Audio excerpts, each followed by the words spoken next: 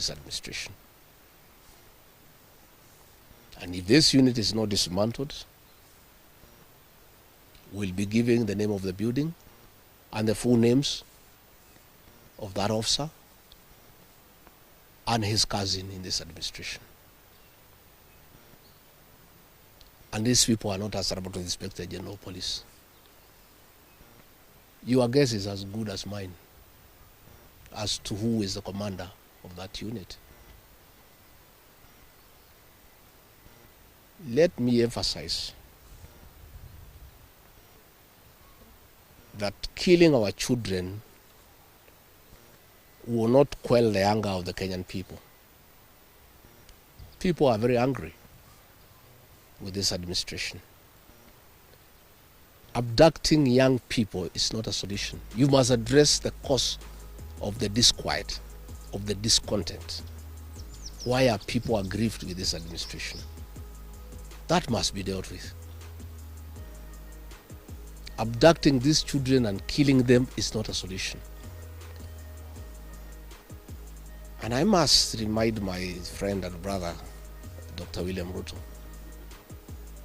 that since independence, no government has ever gone for children. This is the first administration in the history of this country to target children for repression and persecution. Even the colonial administration, brutal as it was, it never went for the children. And the question the president must address is simple. Why has everybody turned against you and the administration in only 2 years?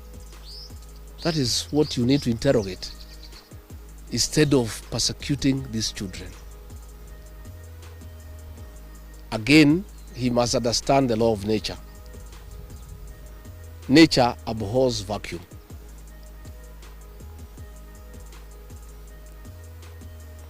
When you swallow the opposition and there is nobody to hold you to account,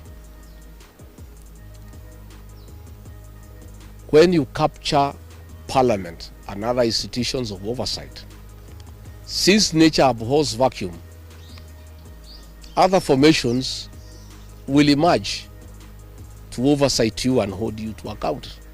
And that is how the church has come up to hold the government to account. And that is how these young Kenyans have come out to hold the government to account.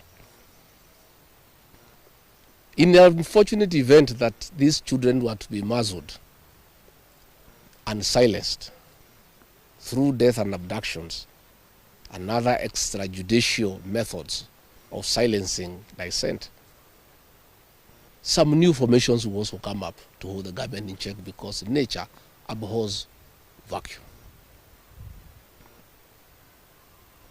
So the amount of repression that is going on in the country is unparalleled, it is unprecedented, and it needs to come to an end. I have just learned we have a prayer meeting in Shamata Ward in Nyandarua tomorrow. We have a farm. The residents of that ward normally meets once in a year for prayers to close the year. We have prayers tomorrow.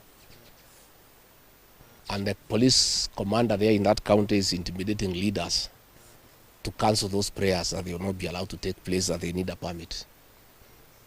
I want to tell the county commander in Nyandarua that you don't need a permit to hold prayers. Again, is this repression by this administration.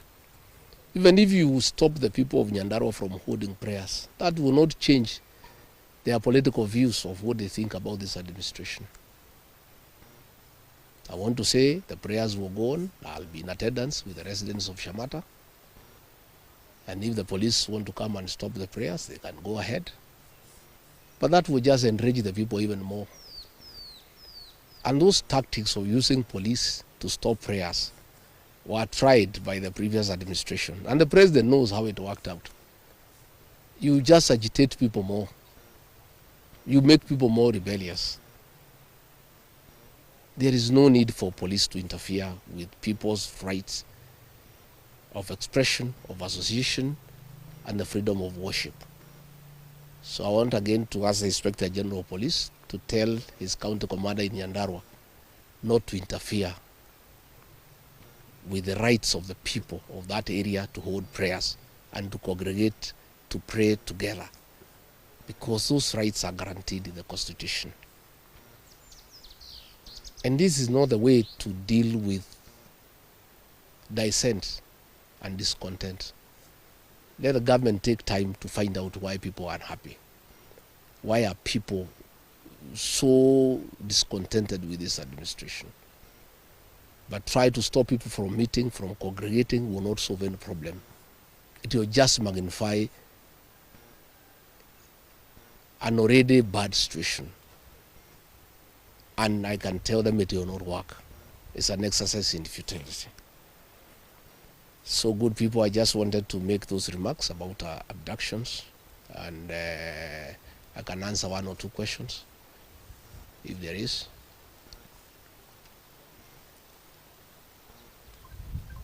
Kosawa?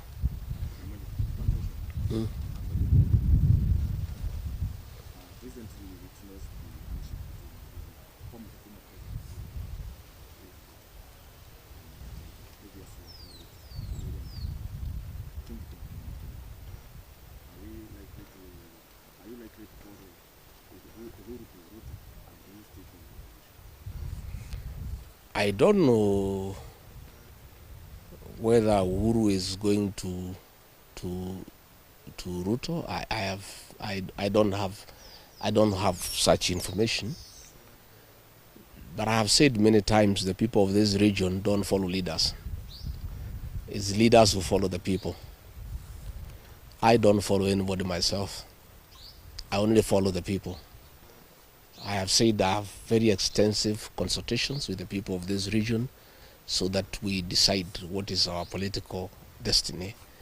That consultation is ongoing. It's going on. It's very extensive. It's very thorough. And it's what I'm doing here.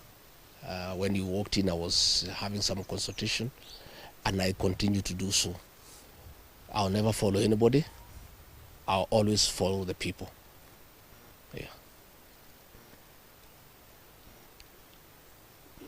Thank you very much. Asanteni sana.